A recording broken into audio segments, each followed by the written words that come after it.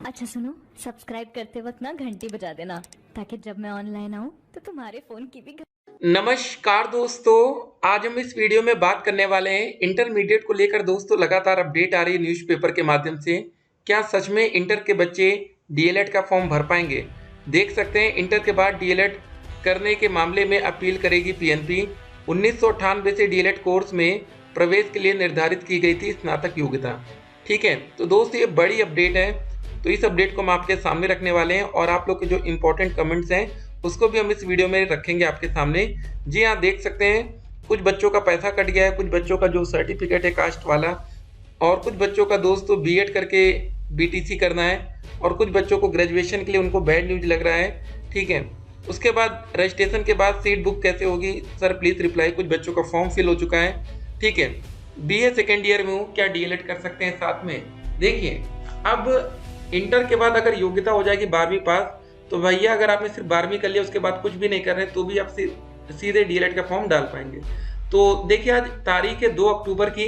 ठीक है, सुबह 10:50 का टाइम हो रहा था, तब हमने वेबसाइट में देखा अभी तक मिनिमम क्वालिफिकेशन डिटेल्स में ग्रेजुएशन आ रहा है। जब तक दोस्त यहाँ पर 12वीं नहीं अपडेट होता तब तक कोई भी बच्चा 12वीं से सीधे डीएलएड नहीं कर पाएगा, क्योंकि अगर आपका ग्रेजुएशन हुआ नहीं, अगर आप ये डिटेल नहीं फिल करेंगे तो ये नेक्स्ट वाला ऑप्शन आपका एक्टिवेट ही नहीं होगा। ठीक है ना? तो फिलहाल अभी आपको वेट करना है, सब्र करना है। जो बच्चे 12वीं पास हैं, क्या उनको मौका मिल पाएगा कि नहीं? एक तो काफ़ी ज़्यादा लेट हो चुका है, लेकिन ये मान के चलिएगा अगले साल 2025 में, ठीक है, 12वीं के बाद 100% चांस है कि आपको मौका मिलेगा, और इस साल भी कुछ चांस बन सकता है। अगर ऐसा हुआ तो कट ऑफ में और काफ़ी ज़्यादा पूरी नियुक्ति प्रणाली में काफ़ी ज़्यादा चेंजेस आ जाएगा। जी हाँ, एडमिशन प्रक्रिया ही पूरी तरीके से बदल जाएगी, क्योंकि उसके बाद जो मेरिट बनेगी हाई स्कूल और इंटर की बनेगी, ग्रेजुएशन को ऑप्शनल रख दिया जाएगा। क्योंकि देखिए, जब कुछ बच्चे इंटर बेस पर आएंगे तो फिर ग्रेजुएशन का कोई मतलब नहीं। जैसे आज के डेट में कुछ बच्चे पीजी कर रखे हैं, ठीक है, तो क्या पीजी का, ठीक है, परसेंटेज जुड़ता नहीं, ये बात आप लोग अच्छे से जानते हैं। तो वैसे ही आने वाले टाइम में कुछ और भी अपडेट्स आपको देखने को मिलेगा। तो दोस्तों यहाँ पर आपको एक और बात बताना चाहेंगे, जब इस साल यूपी डीएलएड 2024 के लिए आवेदन की प्रक्रिया शुरू नहीं हो रही थी तब न्यूज़पेपर वाले इतना एक्टिव नहीं थे। देखिए, कल भी न्यूज़पेपर के माध्यम से अपडेट आई और आज भी आई। लगातार दोस्तों बैक टू बैक अपडेट आ रही है। पिछली बार क्या हो रहा था, अभी कुछ दिन पहले जब आवेदन की प्रक्रिया नहीं चल रही थी, कोई अपडेट नहीं आ रही थी, तो सिर्फ यूट्यूब एक आ रहा था। ठीक है, देख सकते हैं मामला क्या जा रहा है, इसको देखते हैं। पहले इलाहाबाद हाई कोर्ट ने जिला शिक्षा एवं प्रशिक्षण संस्थान डाइट के 2 वर्षीय डीएलएड प्रशिक्षण पाठ्यक्रम में प्रवेश की अर्हता इंटरमीडिएट की जगह स्नातक करने संबंधी राज्य सरकार के 9 सितंबर 2024 के शासनादेश का क्लास 4 असंवैधानिक करार देते हुए रद्द कर दिया है। ठीक है, कोर्ट ने राज्य सरकार के निर्णय को असंवैधानिक, मनमाना व भेदभावपूर्ण करार दिया है। यह आदेश न्यायमूर्ति मनीष कुमार ने यशांक खंडेलवाल और 9 अन्य की याचिका स्वीकार करते हुए दिया है। कोर्ट ने कहा कि पूरे देश में डीएलएड प्रशिक्षण कोर्स में प्रवेश की अर्हता इंटरमीडिएट है, और राज्य सरकार ने अर्हता को 2 भागों में बांटते हुए स्पेशल शिक्षा कोर्स के लिए इंटरमीडिएट और सरकारी संस्थाओं जैसे डाइट में प्रशिक्षण कोर्स में प्रवेश के लिए स्नातक अनिवार्य कर दिया है। राज्य सरकार का कहना था कि प्रवेश प्रक्रिया जारी है, इसलिए बीच में बदलाव सही नहीं है। इस पर कोर्ट ने कहा कि याचिका 26 जुलाई को दाखिल की गई है और प्रवेश प्रक्रिया 18 सितंबर से 12 दिसंबर तक चलेगी, इसलिए इंटरमीडिएट अर्हता रखने वाले याचियों को प्रवेश प्रक्रिया में भाग लेने की अनुमति दी जाए। अब दोस्तों यहाँ पर सबसे इम्पोर्टेंट बात है कि मौका किसको मिलेगा। क्या दोस्तों मौका सिर्फ याचियों को मिलेगा? अब याची का मतलब क्या होता है यहाँ पर जरा समझिए। जब दोस्तों कोई केस फाइल किया जाता है तो वहाँ पर जैसे होता है ना, लिखा होगा कि एक नाम आएगा और लिखा रहेगा 100 अन्य बच्चे। ठीक है, तो मतलब इतने ही बच्चों को मौका मिलेगा फिर। ठीक है, बाकी जो बच्चे इस केस से संबंधित नहीं उनको मौका नहीं मिल पाएगा। तो देखने वाली बात रहे कि भैया कोर्ट भी काफ़ी ज़्यादा एक्टिव है, और अगर देखिए कोर्ट का जो फैसला होता है ना, वो भैया सरकार के फैसले से भी काफ़ी ज़्यादा ऊपर होता है। याद रखिएगा, कोर्ट ही इंडिया में सुप्रीम है। कोर्ट का अगर कोई फैसला आता है तो उसको मानना ही पड़ेगा। अब देखिए, 1998 से डीएलएड कोर्स में प्रवेश के लिए निर्धारित की गई थी स्नातक योग्यता। ठीक है, हर जगह आप देख सकते हैं ये सारी बातें हो रही हैं। डीएलएड के 2 वर्षीय कोर्स के लिए पीएनपी ने 11 सितंबर को नोटिस जारी किया था। इसके लिए यूपी डीएलएड की वेबसाइट पर 18 सितंबर से मतलब आवेदन लिए जा रहे हैं। 9 अक्टूबर तक ऑनलाइन आवेदन लिए जाएंगे। उसके बाद मेरिट के आधार पर चयन होगा। चयनितों को 67 सरकारी कॉलेजों, जिला शिक्षा प्रशिक्षण संस्था डाइट और करीब 2900 निजी कॉलेजों में प्रवेश मिलेगा। इस कोर्स के लिए सरकारी और निजी विद्यालयों में करीब 2.25 लाख सीटें हैं। 2 वर्षीय कोर्स करने वालों को प्राइमरी विद्यालयों में शिक्षक की नौकरी मिलती है। तो ये सब दोस्तों बात यहाँ पर देख रहे हैं। और आगे देखिए, 2019 से प्राइमरी विद्यालयों में शिक्षकों की भर्ती नहीं आई है, इसलिए हर वर्ष निजी विद्यालयों की हजारों सीटें खाली रह जाती हैं। इस कोर्स में प्रवेश के लिए वर्ष 1998 में योग्यता स्नातक निर्धारित की गई थी। उससे पहले इंटरमीडिएट से बीटीसी होता था।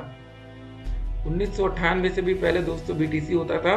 इस कोर्स के लिए आवेदन प्रक्रिया शुरू हुई तो यशांक खंडेलवाल समेत कई लोगों ने अर्हता मामले को लेकर हाई कोर्ट में याचिका दायर की। बताया कि डीएलएड स्पेशल कोर्स दिव्यांग बच्चों को पढ़ाने के लिए की योग्यता इंटरमीडिएट निर्धारित है, इसलिए डीएलएड के लिए भी योग्यता इंटरमीडिएट ही होनी चाहिए। प्रदेश में एक ही कोर्स के लिए अलग अलग अर्हता निर्धारित है। तो दोस्त ये पूरा मामला है। तो अब मामला काफी ज्यादा आगे बढ़ चुका है, देखते हैं क्या होता है। फिलहाल देखिए यहाँ पर एक और कमेंट बच्चे का, सर ईडब्ल्यूएस की कितने टाइम तक वैलिड होता है? कुछ लोग बोल रहे हैं कि सिर्फ 1 ईयर वैलिड होता है। देखिए हमने आपसे एक बात बता रखी है, अगर किसी के पास इनकम सर्टिफिकेट, जाति और निवास, ये जो 3 डॉक्यूमेंट्स होते हैं वो 6 महीने के अंदर के रहें तो बहुत ही बेहतर होता है। इसको बनवाने के लिए मैक्सिमम आपका 100 से 200 रुपये खर्चा होता है। जब 41,000 आप पेमेंट कर रहे हैं तो जितना नया रहेगा उतना सही रहेगा। देखिए अगर आपकी आदत सही रहेगी ना तो कभी आप शिक्षक भर्ती आएगी तो उस समय भी आप बिल्कुल लेटेस्ट बनवा के रखे रहेंगे, ताकि आगे चलकर आपको कोई दिक्कत ना है। ठीक है, तो इसको ध्यान रखिएगा। एक और बात ध्यान रखे होंगे आप लोग, जब फॉर्म भरते हैं तो वहां पर एक और बात लिखी रहती है, जो पासपोर्ट साइज फोटो लगती है वो भी बिल्कुल नहीं मांगी जाती है।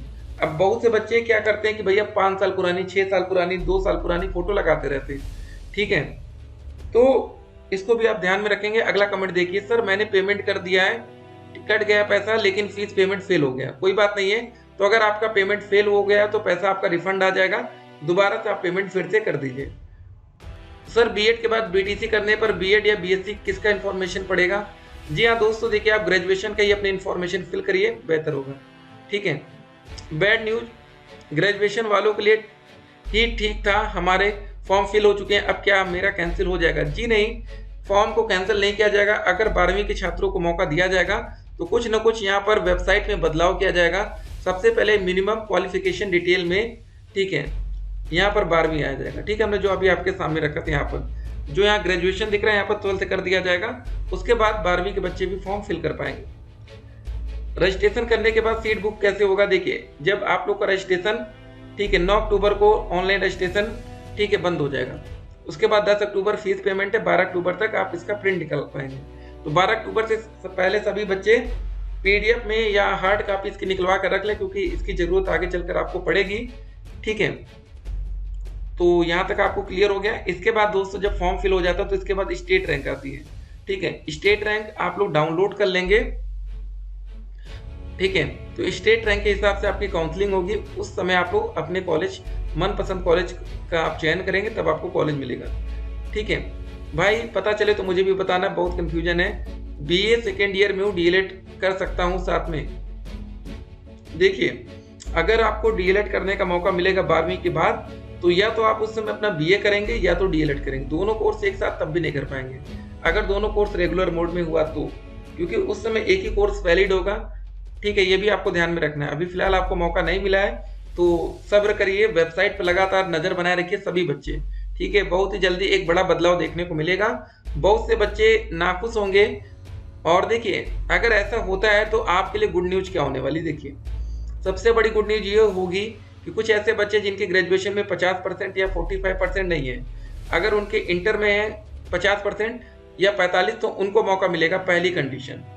दूसरी बात दोस्तों क्या होने वाली है, ठीक है, अब आपकी मेरिट नए तरीके से बनेगी। बहुत से ग्रेजुएशन में ऐसे कॉलेज हैं जहां परसेंटेज अच्छा नहीं बनता, तो सरकारी कॉलेज के लिए पूरी लिस्ट ही, प्रक्रिया ही बदल जाएगी। ठीक है, तो ग्रेजुएशन से छूट मिलेगी, ये होगा। और तीसरी चीज दोस्तों, मिनिमम एज में आपको छूट मिल जाएगी। अभी बहुत से बच्चे 18 साल से कम उम्र वाले हैं, ठीक है, तो वो आवेदन से बाहर है, तो उनको भी मौका मिलेगा। ठीक है, अगर ऐसा होता है दोस्तों, फिर अगर देखिए हम आपको इस वीडियो में 2 तरह की मेरिट आपको बनाकर बताते हैं कि दोनों में क्या जाएगी। अभी दोस्तों जो ग्रेजुएशन बेस पर हो रहा है, ठीक है, और अगर 12वीं बेस पर होगा तो क्या होगा। ग्रेजुएशन बेस पर टोटल दोस्तों हमारा नंबर कितने का है, 300 नंबर का। 12वीं बेस पर टोटल हमारा 200 नंबर का मेरिट बनेगा। अब 300 में से 200 अगर कोई बच्चा जनरल कैटेगरी या यूआर कैटेगरी से आता है, ईडब्ल्यूएस कैटेगरी से आता है, तो देखिए जनरल में 230 से लेके 240 प्लस, इसका स्क्रीनशॉट रखे रहेंगे, देखिएगा बाद में मिलाइएगा। ईडब्ल्यूएस में 225 से लेके 235 प्लस ये रहेगा। ओबीसी कैटेगरी में 225 से लेके 235 प्लस, ठीक है। एससी कैटेगरी में 215 से लेके 225 या 230 प्लस। एसटी कैटेगरी में 200 से लेके 220 प्लस। ये मेरिट आपकी एक्सपेक्टेड रहेगी।